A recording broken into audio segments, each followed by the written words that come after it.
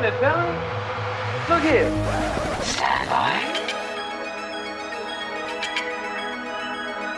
One for C-Lab, two for Jar Heego, three for Wolverine to round out the trio. In this episode, everybody dies. Broadcasting alive from inside the power band, this is the blah, blah, blah. In this episode, everybody dies.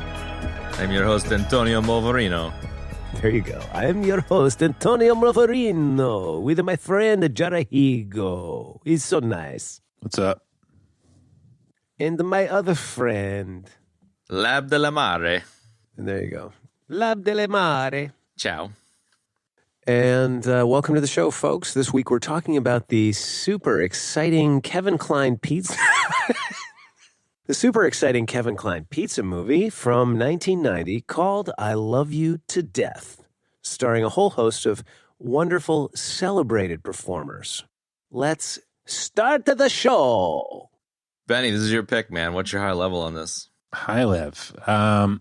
This is a forgotten gem, in my humble opinion. Okay. I remember seeing it a bunch of times. It was kind of a family favorite. My dad really liked it for some reason. And, yeah, it's got a terrific performance from Keanu Reeves. Totally. Yep. Dude, he and William Hurt were absolutely terrific. Has some total burnt out Losers. I don't know, druggies, I guess. Junkies, yeah. Druggies. I don't know. It's got some great actors in it. It's not like the most laugh out loud funny, but it's kind of, I don't know. I feel like it's an early example of like sort of cringe humor, like, yeah, I don't know. I dig this one. Dig Nice. it. Kev, it sounds like you weren't super into it. So why don't you go before me? Okay. Yeah, I love Kevin Kline. I think a lot of the movies of that time period with that kind of, I don't know if it's like a group of people, but you hear of like the Tracey Ullmans and stuff in the same circles as Kevin Kline.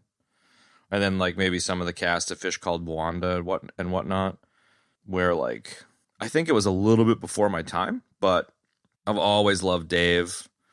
We've talked about it a couple times here and there. I mean, I'm a huge Love fan of that Wild movie. Wild West with Kevin Kline. I actually don't think I've ever seen Wild Wild West, but I love that Kevin Kline's in Wild Wild West. And it was kind of cool to see a Kevin Kline movie. It's just been so long since I've seen anything with him in it. And the cast of this is pretty bananas considering how, I don't know. I just love seeing everyone super young. Like Keanu Reeves looks like he's about 17 years old.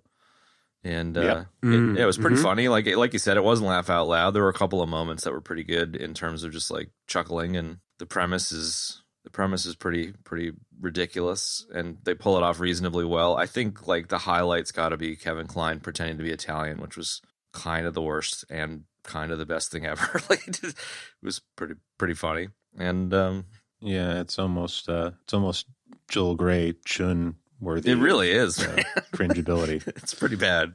And yeah, I could see the appeal. The lack of nostalgia would have played a part here. It was nice to see another Kevin Kline movie that I'd never heard of before. And like it was, I don't know, you could kind of say it's so bad it's good. Like I think it was like intentionally trying to go for bad with like the Italian accents, but like also intentionally trying to go for good with like, I don't know, a black comedy kind of heartfelt love story that was just kind of ridiculous. So I got it. I enjoyed it.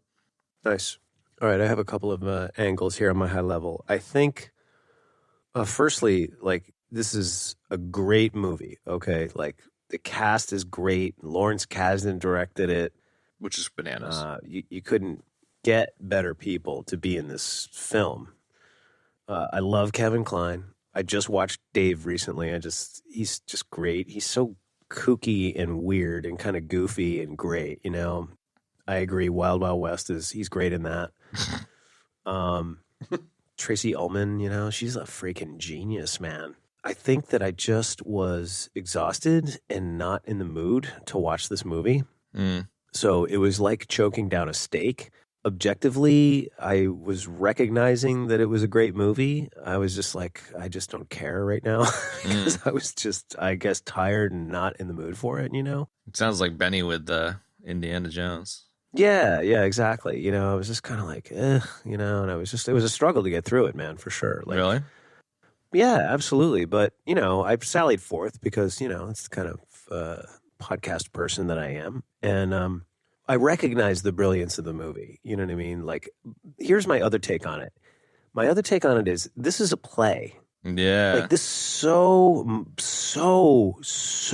so unfolds like a play. Like, I kept sitting there thinking, I was like, what is bugging me about this movie? You know, and I was like, well, you're kind of tired and this and that and the other thing. But then I was like, you know what? If you just took this and put it on stage, it would like fit perfectly. You know what I mean? Like, it felt so much like an adaptation of a play that I like the only real research I did was to try to find out if this had been adapted from a play, which it had not been. Yeah, So right. the more I watched it, the more I was convinced. I was like, it's written and acted just like a stage play, you know, like the way the scenes are broken out, you know, like when they all come into the foyer at the end of the movie and he kind of walks down the stairs and you got the bullet in his head and the bullet in his chest and like, you know, just that whole thing where like, you know, the scenes will play out in one particular area until they change to the next scene. You know what I mean? Like that's typically how a stage play goes. So I couldn't get this stage play thing out of my head. And the more I thought about it and the more I watched the movie, I was like, this is just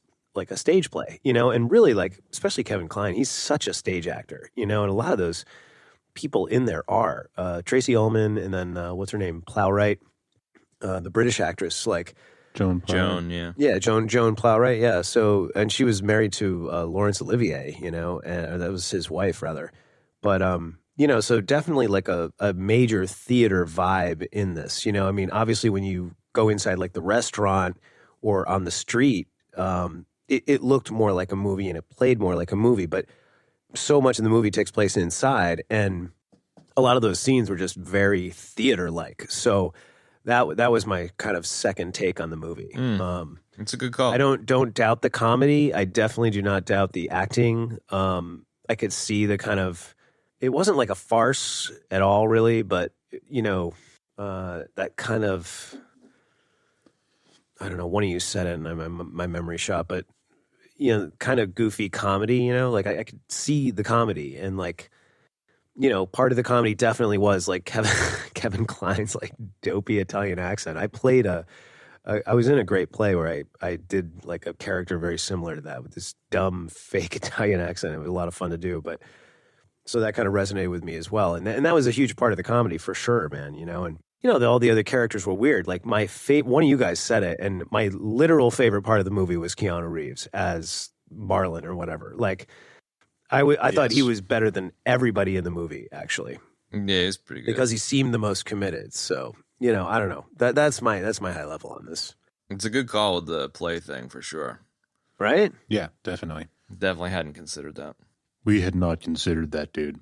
We had not considered that, dude. We're glad you brought it up. It'd probably make sense to do a little bit of a synopsis, considering some of the peeps that listen don't watch the movie and may have never heard of it. Something simple there might be worthwhile. All right, Kevin Kline owns a pizza shop. He cheats on his wife. She finds out. Boom. She finds out and then decides she wants to kill him, and then they try a bunch of different stuff. Hijinks ensue. That's kind of where the rubber meets the road with the comedy, really. Absolutely. What? The hijinks? When like all the attempted murders go wrong, like that's when it really starts getting bizarre and funny and situational. Yeah. Well, he keeps getting up, and you know, it's just that's where Kevin Kline starts getting really funny in the movie, in my opinion. Totally, man. It's like the inverse Weekend at Bernie's. Yeah, it's something akin to that. It's like what? Gets shot in the head with a really shitty little pistol. And he's like, "Hey, I don't feel so good. I think I have a little bit of a headache." It's just like, yeah. Literally, at one point, he pulls Tracey Ullman, who's playing his wife, close, and he's like, "Maybe I get a couple aspirin, huh? A little headache." After he's been shot in the fucking head. Yeah. So, Yeah, totally. It also should be known that this is loosely based on actual true story. Which is amazing. So, not just a true story, an actual true story. Yeah, like a actual true story. Yes, that took place in Allentown, Pennsylvania. There you go. I think another thing that jumped out at me, Chad, you'll probably appreciate this more than Betty, maybe, but Kevin Kline definitely had like kind of a pop, not a poppy vibe, but the dude from the barbershop. That's so Totally. from Seinfeld, dude. It definitely fit that like piss-takey trope from the 90s, no doubt. Totally, man. Why can't you be like Newman? So loyal, so loyal. Like there were parts of it, especially in the beginning when Kevin Kline was definitely kind of, had that kind of vibe going on. That was great. Mm-hmm. Sure. Yeah, I love Kevin Kline. This is not his best work. No. Although he does bring something to the performance, especially when things start getting really Definitely wacky. But, probably a pretty bad miscast. Yeah. But it's kind of delightful. Not sure what they were going for, but like it was probably not the best casting choice. But still, he does bring something to the performance for sure. I think he brings a lot, Ben, and I think that like you're absolutely right. It's miscast, but I think that was like as Bob Ross would say, a happy accident, because that's part of the charm is that he really just is a little too white, to be playing an Italian American, and he just doesn't even quite really look the right way, even with like the black hair and the mustache, man. So no, he doesn't look Italian at all. And at all. He's playing playing it like fucking Mario, He's like, it's me, Joey Bolka. Meet my brother Luigi. I gotta go up to the Cinder's room and fix the plumbing, eh? Yeah, exactly, right? Where is my Mario hat? I got to do some plumbing now. Like, I don't know. I think happy accident that he was miscast, because it ended up giving it this kind of goofy quality that was great. Yeah. I don't know who would you put in the movie? I mean, it's a no-brainer, Al Pacino? No, it's a no-brainer. Steven Seagal. Oh, there you go. Steven Gino Seagal. Felino. I was going to say Al Pacino. Too serious. He would have been. Yeah, this is definitely a Seagal movie. A quiet, dark comedy Seagal action Tai Chi movie. Not because tai there chi. ain't nobody upstairs. Yeah. Can you imagine if he rolled in? Anybody seen Richie? Oh my god, I would love Seagal in this. Yeah, but instead of fucking around his wife, he would be like constantly just trying to sneak away to the donut shop. Yeah, exactly. He's got an eating disorder where he smashes Hey, donuts. Rosalie, look, I gotta go and fix the plumbing up at our tenant's place. Joey, you're not sneaking off to the donut shop again, are you? You getting a bear claw? The No, doctor no, said your promise, cholesterol's Rosalie. really high, Joey. You need to take care of your heart for the kids, Joey. You promised me. Yeah, that's it. I got the bull, you got the myth, you got the bat. Finish your homework. Fuck it, let's go. Yeah, so that's one option. That's one option. I'm sure we could come up with some other ones. Sure. I don't know what would be a better choice, but it's definitely a miscast yet a happy accident, I think. Yeah, Yes. for sure. it No makes doubt. the movie. It makes Possibly the movie. insulting and offensive to Oh, Italian Americans. Almost certainly. Almost certainly, most indubitably, Jar Heego. Yeah, and a blanket apology for our hilarious white bread Italian accents for Umberto. Well, I got some Italian in me, so I can own that a little bit. There you go. But that being said, so yeah. So you're big into Tracey Ullman, huh? I missed the boat on her and found her show really fucking annoying when I was a kid. And I think it's mostly because I was of the age where like Jim Carrey being Fire Marshal Bill was funny to me, I was like just too juvenile. Yeah. So I think I missed the boat on her stuff because it was just not where I It's was a little at too maturity sophisticated wise. for you? Yeah, I think so. Yeah, man. I didn't it wasn't my jam or anything like that. I definitely, that was the origin of The Simpsons, the Tracey Ullman show. And Yeah. I didn't watch it religiously really at all. I just when I did watch it, I appreciate her and the characters. I love good characters, and I love when comedic actors can put on makeup and just make ridiculous characters. It's great. It's what the appeal of Saturday Night Live is. But ditto with the Tracey Ullman show. And it's like, you can't deny her brilliance, man. She's just so great at what she does, So while I didn't really watch it religiously or really regularly even at all, like what I have seen, like she's just super brilliant, and you can see it in this movie, man. I mean, she does a great job playing a straight, doing a straight part, She's fantastic, really. Yeah, she really sold the character in this one for sure. Yeah, exactly. Because like it's got, some farcical qualities to it, but there's other parts that are, kind of serious. Like when she finds out about the cheating, it's like pretty heavy, man. She like brings the thunder, dude, no doubt. Yeah, I feel like her character is fairly, outside of deciding to go forward with killing Joey, she's pretty grounded, like everybody else is pretty larger than life, Joan Plowright, as her mom is, kind of this over the top character. And of course, Kevin Kline is very cartoonish. And, I feel like everybody sort of surrounding her is a little more over the top and cartoonish, whereas she's fairly like, kind of a straight guy. Yeah. River Phoenix too, man. He's very hippy dippy. Yes. In this, he is very hippy dippy. She, I think what I appreciated most about her character, and maybe it's kind of like the funniest bit about her character, is she's just like, I'm going to kill him, but I love him. I'm going to kill him. Oh, I love him. Oh, don't die, Joey. I want to kill you. It's like back and forth. And she's kind of like struggling with that, and I think that subtlety there is quite funny. She definitely brings a lot of subtlety to that, the comedic element of her character as the straight guy. Yeah, no, I agree with you. That's a good observation.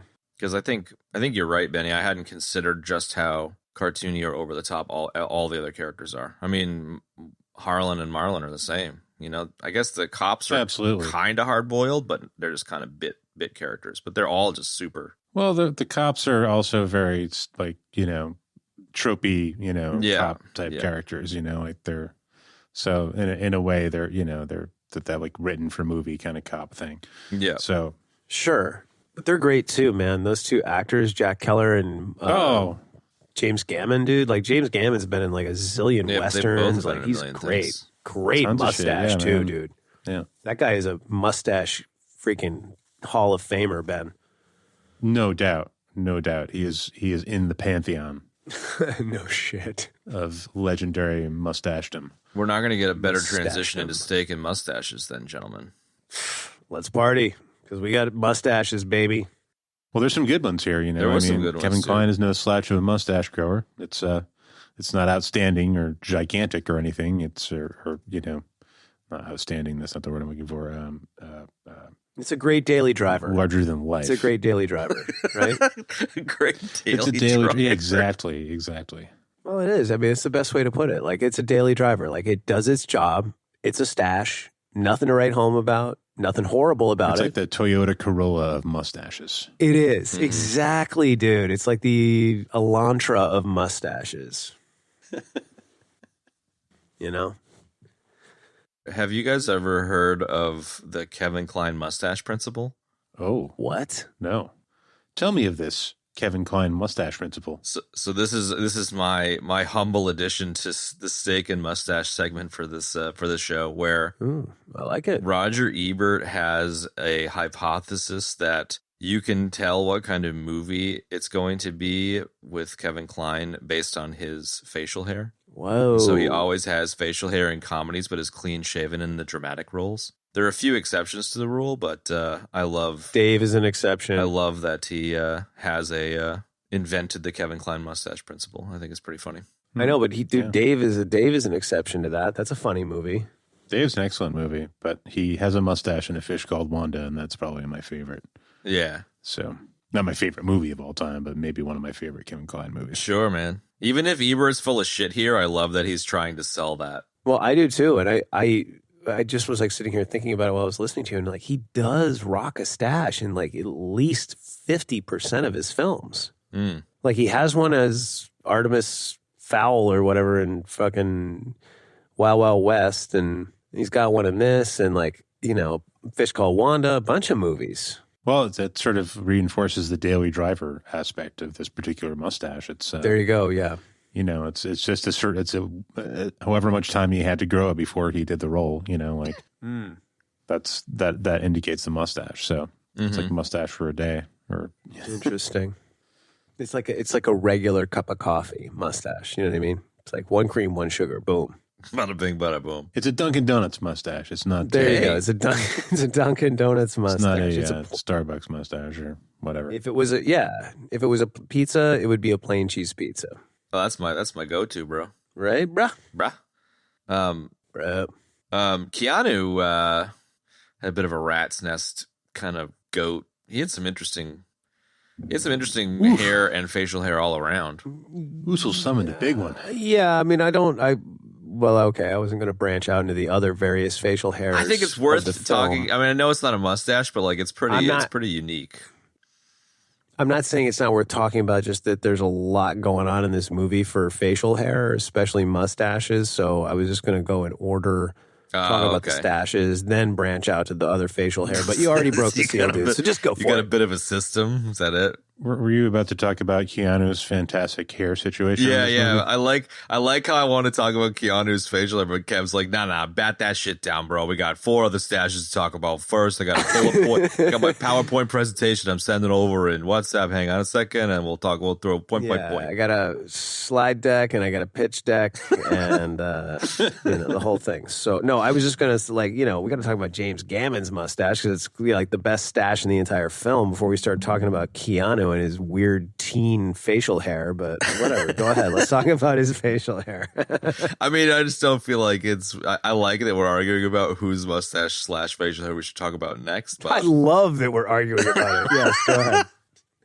I don't know. I enjoyed starting at the top. I enjoyed his weird fucking 2 strips carved out of the side of his head thing that he had going on, and then just the scraggliest fucking grossest rat's nest of a patchy vag face that I've ever seen in my life. There you go. It was a very patchy vag face situation right there. It was a patchy vag. It's pretty epic.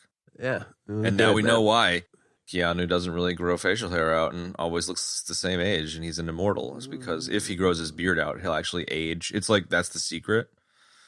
So I don't know, man. I think it's still really just it's a patchy vag face situation. Yeah. Still. I don't know, dude. His beard is like normal in John Wick, and it looked normal in the trailer for the new Matrix movie. Death. Maybe it was fake. Maybe it was digital. No, I mean it's not a horrible beard, but it's not like, it's not like it's not thick.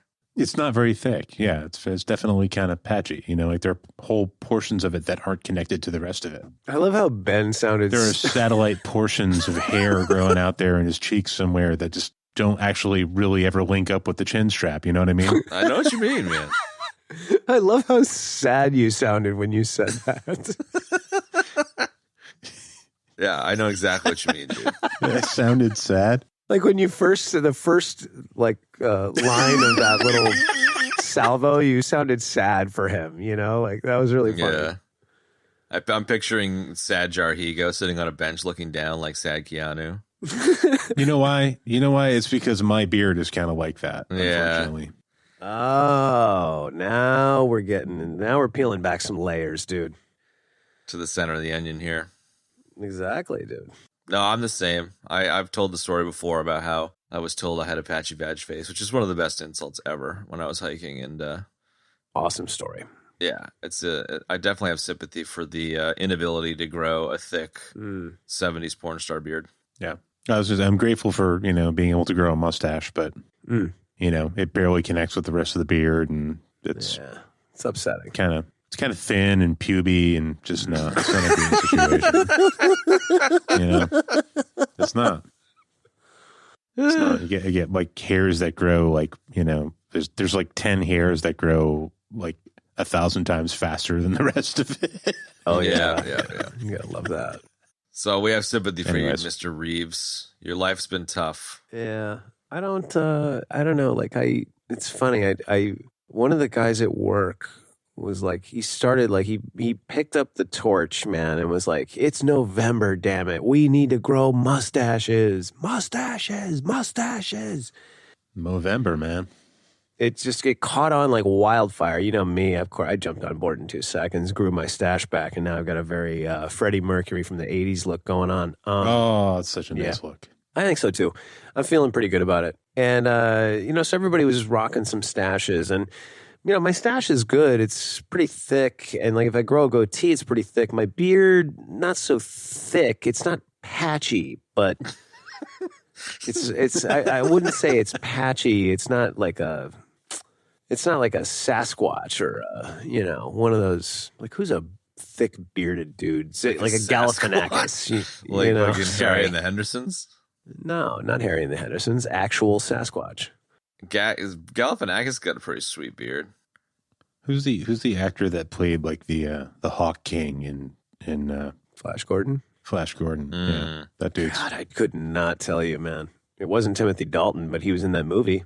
Yeah, well, he was like the prince there. Evil prince. Whatever the hell his name was. Evil prince. Prince Evil. with the wood beast and the stump. There you go. Yes, that was like the Jabbar shit from fucking Dune. Right? Yeah. No. Yeah. Something like that. Something like that.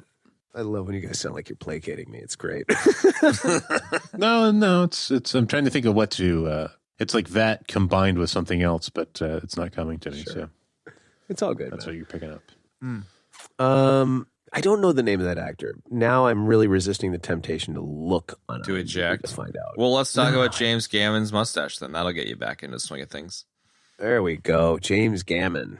Well, let's see. He was in Monte Walsh with a freaking epic stash. Oh, yeah. Right? Colonel Joe Hooker. And then he played, what's-his-face's dad in Wyatt Earp. Epic stash. Mm-hmm. Did he rock a stash in Major League? Pretty damn sure he did, dude. He was funny as hell in that movie. Yeah, almost certainly. That's a classic. Yeah, I forgot he was in that. I want to go back and watch that. That might be a good movie to do. Totally. I saw that about 1,000 times. There's no winning in baseball. The cast is so bananas, dude. Dennis Haysbert is so weird. It's great. Any other mustaches? Well, I mean, God, it's so weird to see a guy like William Hurt in this movie, like playing a role like that, like a small role like that, because he's such a monster, dude. He's so great. It's like his Lebowski kind of moment. Dude, that's exactly what? That's exactly what I was thinking.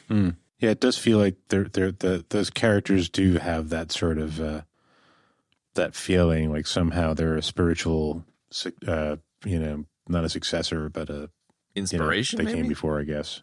Is a spiritual inspiration. That just sounds like it kind of does though, because I totally got like a little bit of a burn after reading vibe from this movie in terms of just the shenanigans. A little bit.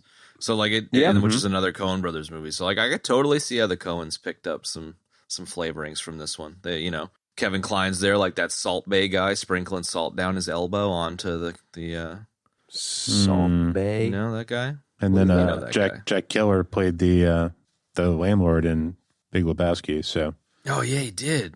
Good call. Yeah, he also was in played the weird banker dirt bank. Jesus Christ, the dirt banker in Waterworld. Okay. That was why I started laughing. I was like, by the time I get to the end of this, that is not even. What?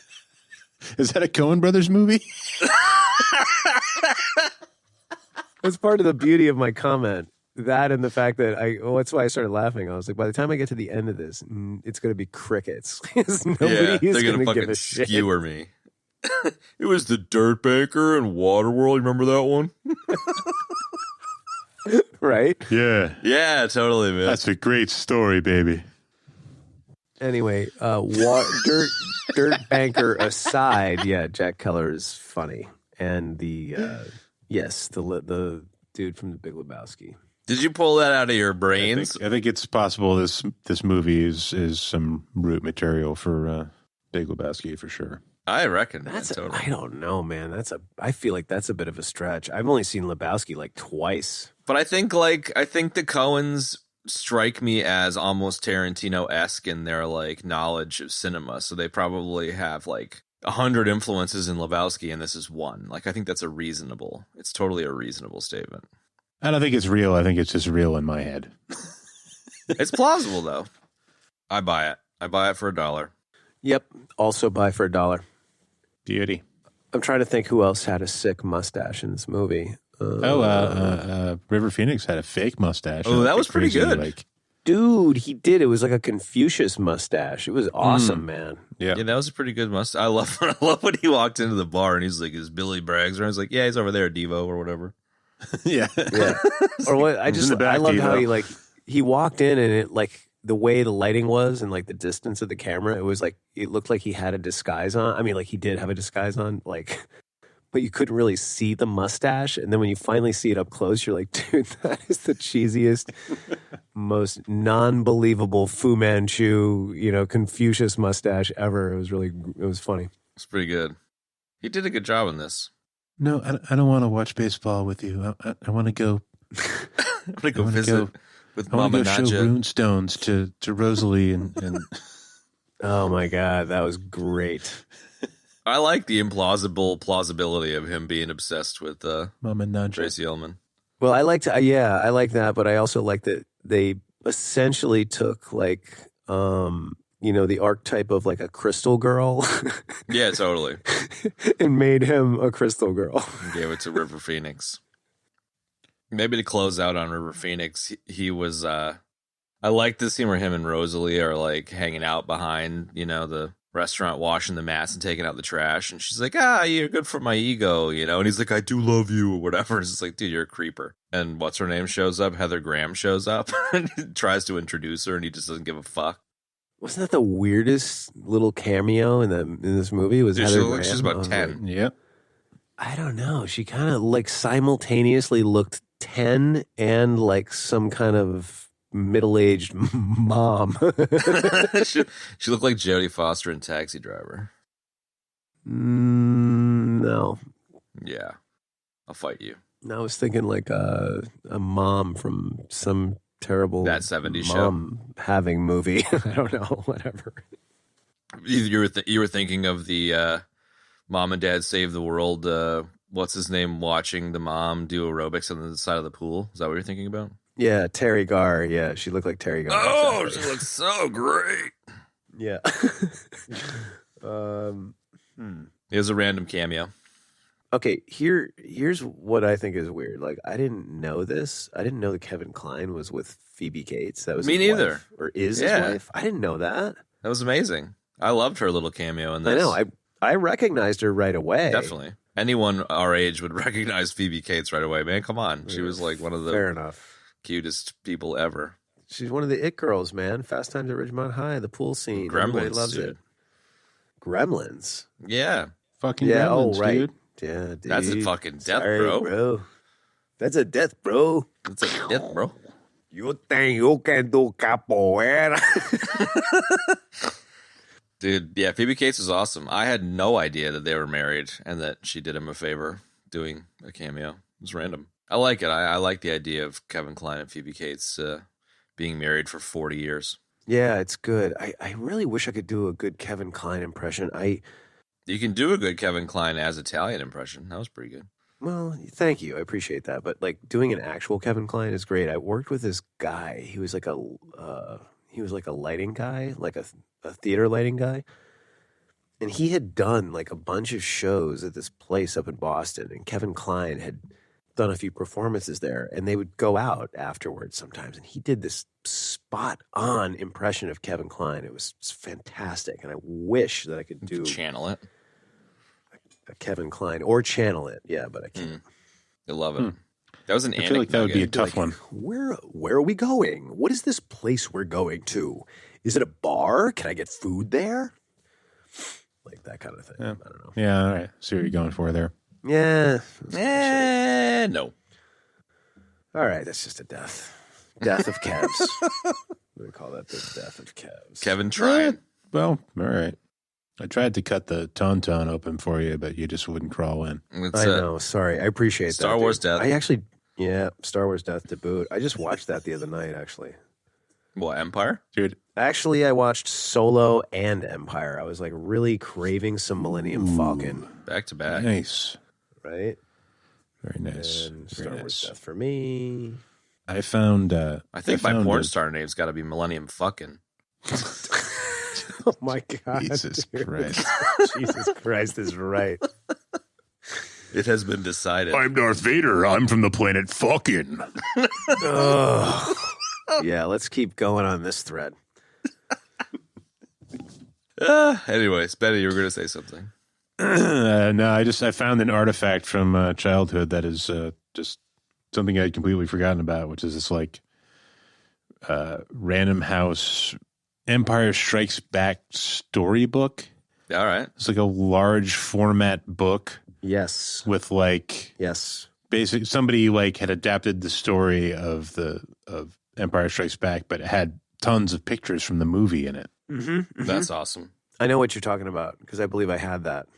Yeah, I had it, and I found it on this visit home, so I'm gonna take it home with me. Fuck yeah, bro. I also had a similar occurrence the other night. Like my kids have a ton of toys, and then all of a sudden I was helping my son rummage through the toys looking for some particular monster truck. And lo, at the bottom of the bin, what did I find? But my original from the freaking 80s little diecast Millennium Falcon, Nice. What? which is still in the same perfect condition. Yeah, with retractable landing gear. Hang on, I got to find it and take a picture. Oh, dude, that is so awesome. I'm going to show you. Hang on.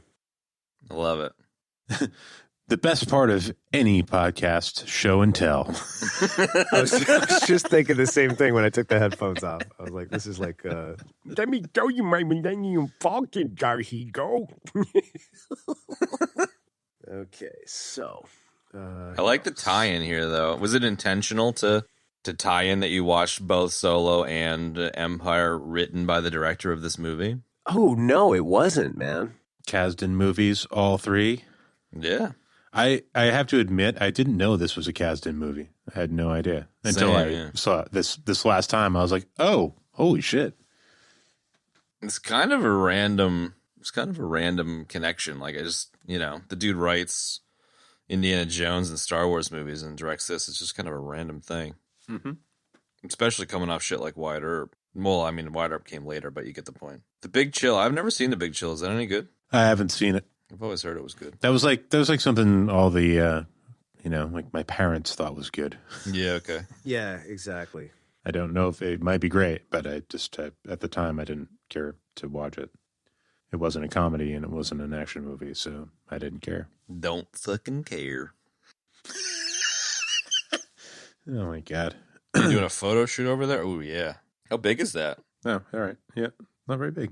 You can see how big it is. It's like, I don't know, maybe 6 to 8 inches, Yeah. tip to tail. Tip to tail. That fucking rules, dude. That's awesome. It does. It is. It's still in perfect shape. There's like nothing wrong with it after like 35 years. Now you can see the retractable landing gear, which also still works. Fucking A, man. So, of course, then I watched Empire, and then like the next day I was running around the house going, da-na-na-na-na-na-na, while I was flying this thing around, like when they're freaking maneuvering through the asteroids and shit. It's the best. I love it. Empire is the best. It's the best Dude, Star it Wars is. movie. Oh, it's the best. Period. Man. So Kasdan, man. That's the thread. That's the way back to the pizza shop. That is the way back. That's the way back to the pizza shop movie.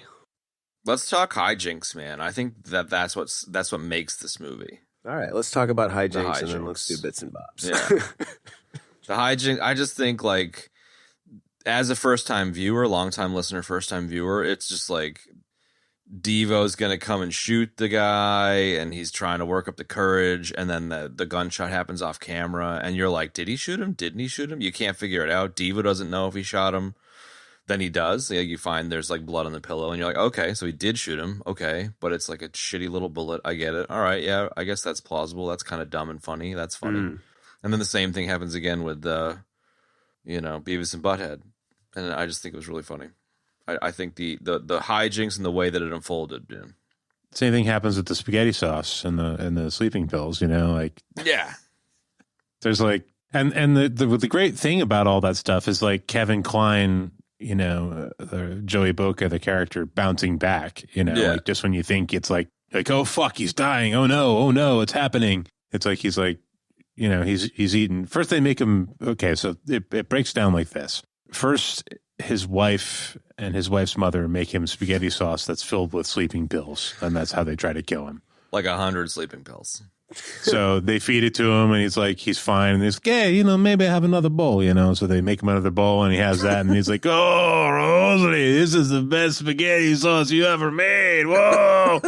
And he has another one. And then 5 minutes later, he's sitting on the couch. He's like, oh, Rosalie, I don't feel so good. And she's like, oh, I know what'll settle your stomach. Spaghetti. I'll give you some more spaghetti. So he has more spaghetti and then he falls asleep and then he wakes up and he's like, I don't feel good. And then he disappears again and he comes back later and he's like, oh, I feel great. I had a crap. Let me have some more spaghetti. It's great, dude. So they can't kill him with the fucking spaghetti sauce, but they feel like they've gone too far. So then they fucking hire Devo, the kid that works for them, to come in and shoot him. And that's where Chad picked up with that thread. But throughout all of it, Kevin Kline just keeps coming back. Yeah. And he's somehow okay or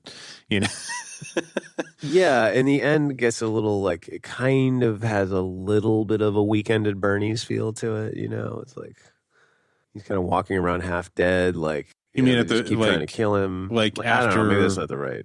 After Harlan shoots him with his pajamas. Yeah, I mean, the fact that they hired Devo in the first place is funny.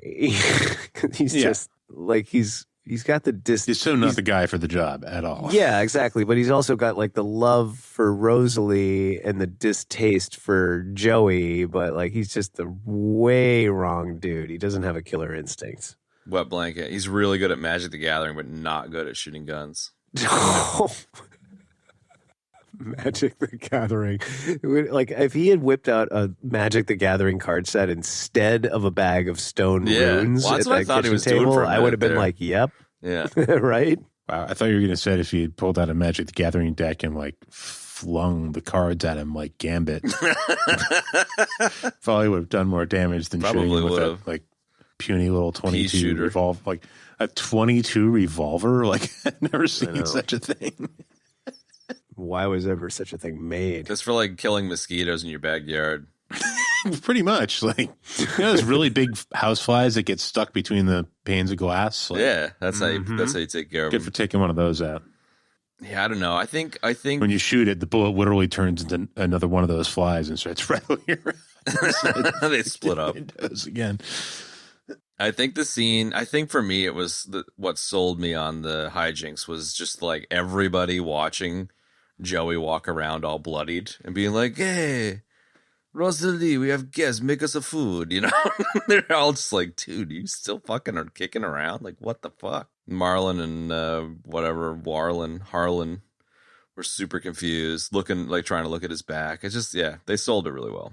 It was fucking funny, man. Yeah, the last check-in, when he comes down and everybody's like, oh, And the mama's just I'm very disappointed in you boys, as opposed to anything else. She's just eyes on the prize. Yes, that was funny. What are you doing, Kev? Listening to you guys talk about the movie. Spacing out or ejecting? Not ejecting.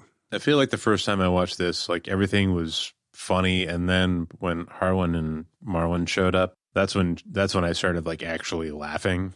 Sure. Everybody's just kind of hanging out in the bedroom while Kevin Kline is on the bed. He's already been shot in the head. He's been fed a bunch of sleeping pills. He's in and out of consciousness. They're standing there in the room. They're preparing to shoot him, and they're Keanu Reeves is I don't know, man. Maybe we should say something, And I forget what they're trying to do, but they end up saying the Pledge of Allegiance, but just they Which fuck side's it the up heart? so bad, so bad. And I just remember that was the point where I hadn't been laughing, but I'd been kind of like something was boiling up inside me the entire time I'd been watching the movie. And when that happened, I finally exploded in laughter. It's pretty good. And it kind of happened again this time. But it's so unlikely William Hurt and Keanu Reeves sort of show up as this comedy duo in the movie. And Like, I just thought they were great, man. Yeah, man. Fucking amber waves of grain. And they were talking no, about they were. Reggie Jackson's bat or whatever. Dude, the whole Reggie Jackson. Reggie.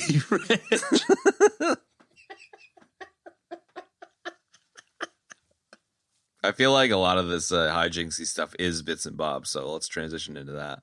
Totally.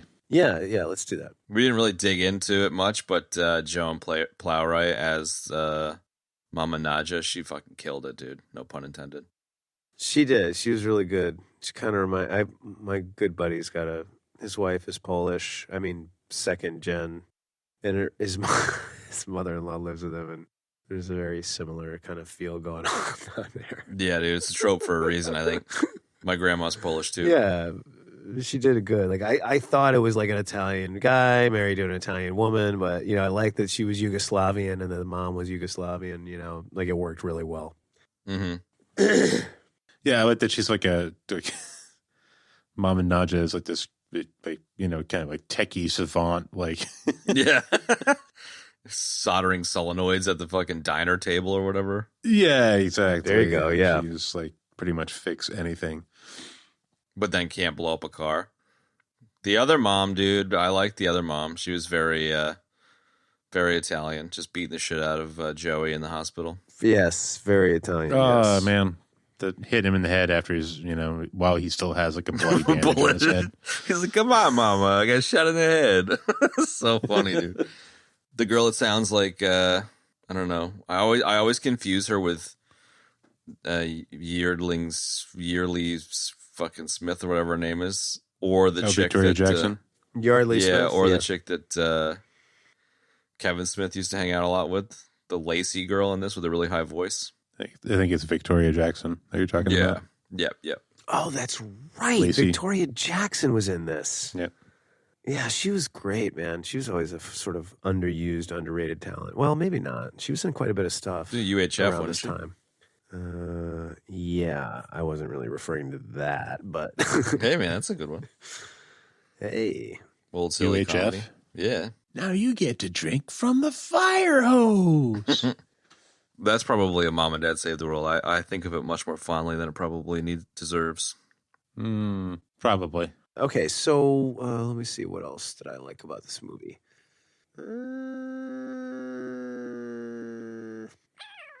I don't know. I don't really have much. I kind of covered all the things that I like. I don't have any bits and or bobs. I've got one. Oh, no, we're not in Nuggets. Sorry. We are in bits and bobs. Yeah, we are. All right. Well, Nuggets test ratings then. I don't really have any nuggets either. I kind of the only sort of nugget I had was that Plowright was married to Sir Laurence Olivier. Yeah. I think I might have read something saying that, like, I don't know if it was this movie or not, but he got deathly ill and she did all of her scenes in a day or something. Was that this or something else? Yes, I read that too. Yeah, I read that too. Yeah. That was pretty cool. I mean, cool. It was a cool nugget. Yeah, I know what you mean.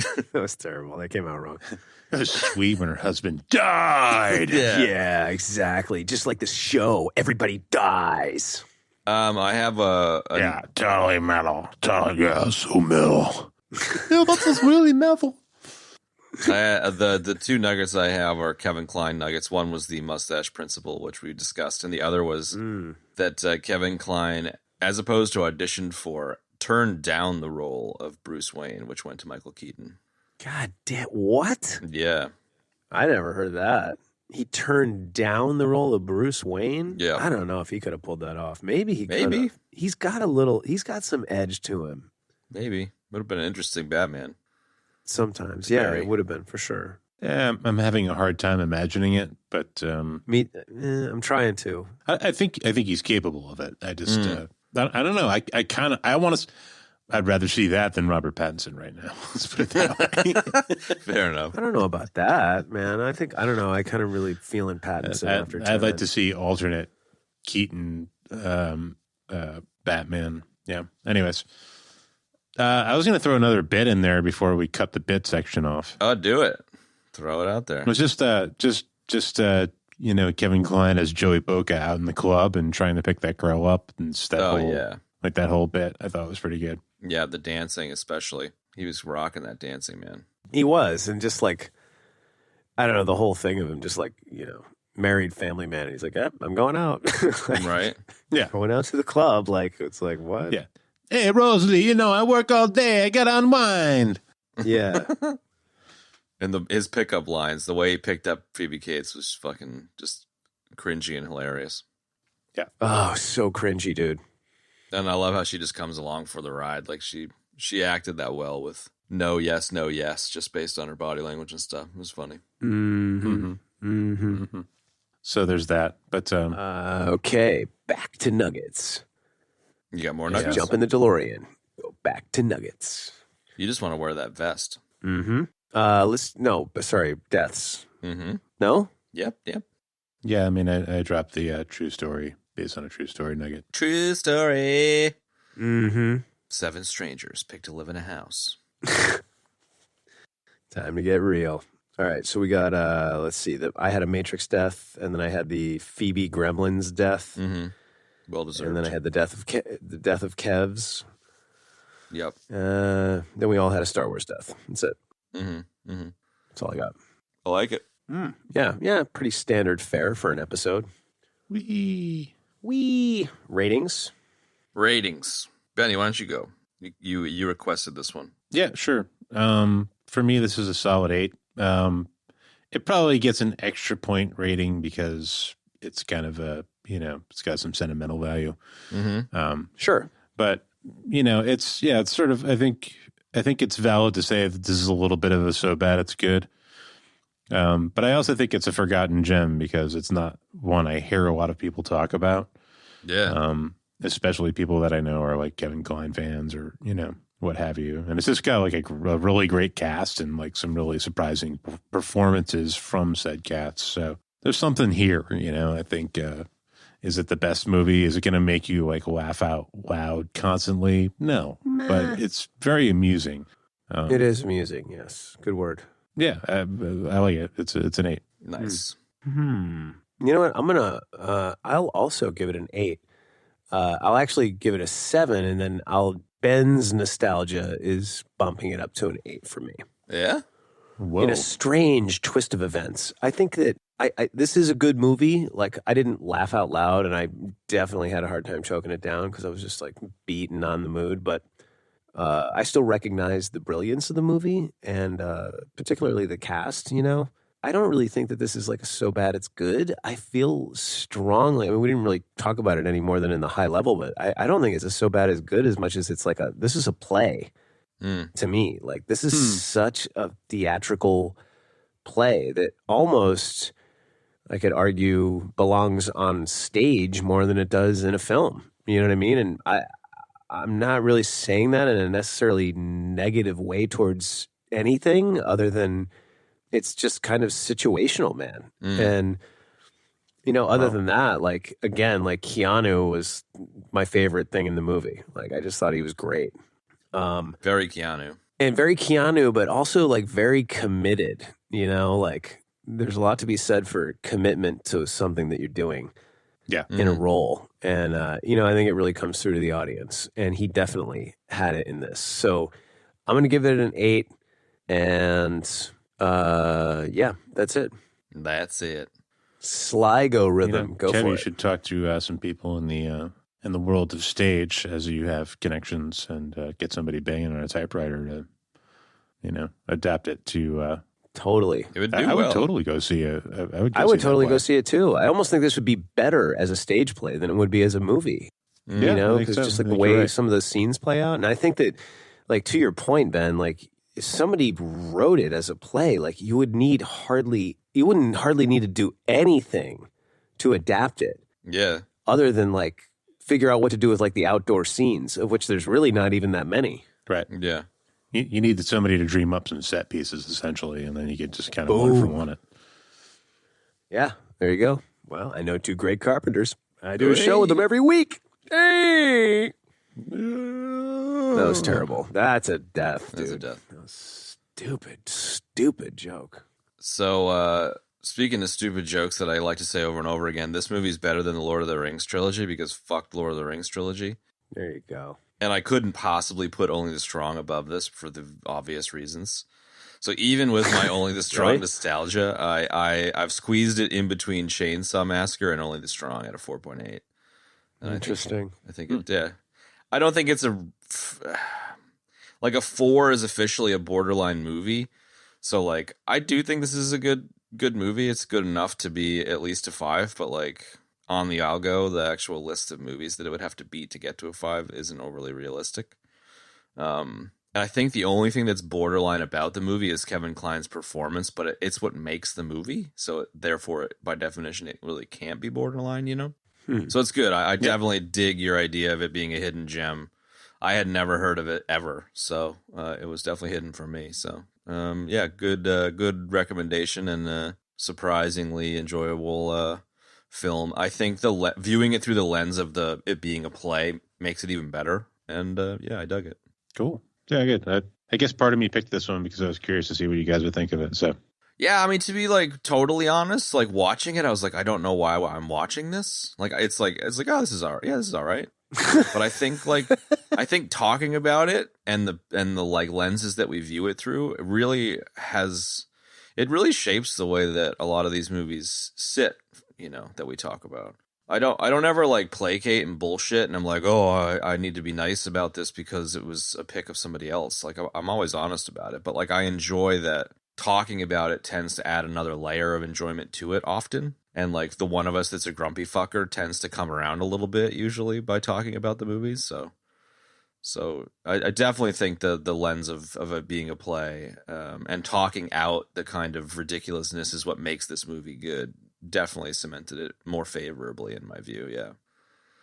Yeah. When I laughed there a second ago, it was because I only took one note, and the note I took was like 15 minutes in, I wrote, why am I watching this? Because I was so grouchy and tired when I was watching it. But to kind of springboard off of that last comment, I think that, I agree with what you're saying, about one of us, not liking a particular movie or being grouchy about it. I think one thing that was interesting to me was kind of not being in the mood to watch it, but trying to see it for what it was, see what it was through that in my current mood. You know what I mean? Through the apathy. And what's that? My apathy? Through the apathy, like trying to see past the apathy to watching it. Yeah, exactly. You know what I mean? And this is there's no question about it. This is great. And it is a hidden gem because like I had literally never heard of this movie either until Ben brought it up. So good on you, Benny. Yeah, it's a good pick. Yeah, it's a good pick. Anyway, Chad Klops, what are we doing next week? I think in inspiration for our previous conversation here, we should do Solo. I know that's a favorite of Benny's. And give it a whirl. Okay, great. Good. So there you have it, folks. Thanks for joining us for this quirky hidden gem of a comedy, the Kevin Kline pizza movie, also known as I Love You to Death. And stay tuned next week for Solo. Ooh, a Star Wars movie. You thought we were never going to do a Star Wars movie, didn't you? But we are. So there you have it. Solo next week. We'll see you. Bye. Bye. And that's going to wrap up this week's episode, folks. Don't forget to follow us on Instagram. Dude, you've been fucking imploding on these outros. I know. Don't forget to follow us on Instagram, folks. Don't forget to clip coupons this week for EBD goodness. That's like an idea. Let's come up with a coupon book. Don't forget to follow us on social media. Yeah, we use the green stamps. There you go. We use the handle at EBD Podcast everywhere. And if you go on Instagram this week, you'll get some EBD green stamps. Boom. Courtesy of Jar Heego. You can find the show notes for this episode in your podcast app of choice or at our website, ebd.fm/episodes/135. If you'd like to support the show, folks, there's a number of great ways to do it. One of the best ways is just to tell a friend. Hey, friend, check out this show. I love it. It's great. It's called the EBD Podcast. In this episode, everybody dies. Powerful, powerful way to help us grow the show. You can also literally support us on Patreon, patreon.com/EBD Podcast. Chuck a buck. Okay? Chuck a buck and see what happens. Try me. Just try me. As my boss would say, try me. You want to piss me off? Try me. You can also rate us and review us on iTunes or where.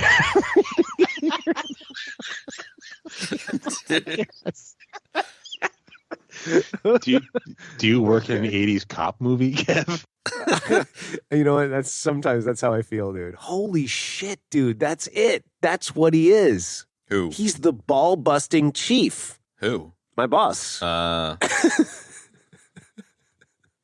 You got to do the star ski and go into the office and be like, here's my badge. And he'll take it and be like, okay. Oh, no, it was just a... Totally. It was just... Boy, get in here. No, I was just making a point. Just making a point. Well, I'll tell you what he does do bad. I think it was... You're not even halfway to your quota for the month. Yeah, well, I'll tell you what he does do, man, is that he, like, okay, so the phone, our network of phones inside the place, it's also an intercom system.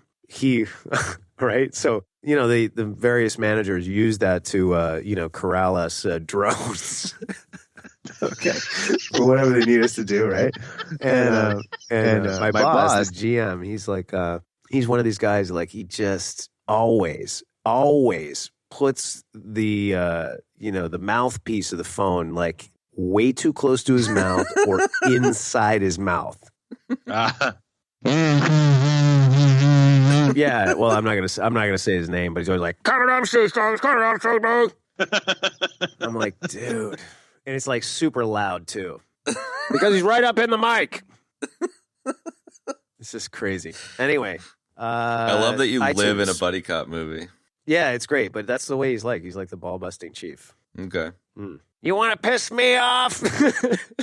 He literally said that. Try me. I'm not spending another dime on a key. You should do Anyway, like the meow game, Not So Funny Meow, where you go into every time you go into his office, you got to pick a buddy cop movie and play. You know, you play Paxton from Predator 2 or Riggs or Mercury. You have to do one each time and just like drop lines in and see if he PR's my notices. specialty. Exactly. What is she on the rag or something? Every time he's like, "Hey, pick up that phone." I'm like, "No problem. PR's my specialty." Oh my god. Anyway, iTunes, folks, rate us and review us. Steak for buttermilk. That's like a 10-year-old boy. We're gonna get you fired from your job, bro. Yes, you are. Anyway, so like I was saying, folks, iTunes, rate us and review us. What else? I don't know. I don't even remember what you've done so far. I love how like the theme song's gonna fade out for 15 minutes while we talk about your buddy cop life, and then it's gonna come back in now. Right. Okay, so yeah, that's it, folks. Thanks for joining us for I Love You to Death. We'll see you next week for Solo. So long for now. One for C-Lab, two for Jar Heego, three for Wolverine to round out the trio in this episode. Everybody dies. Beady. Stop into it.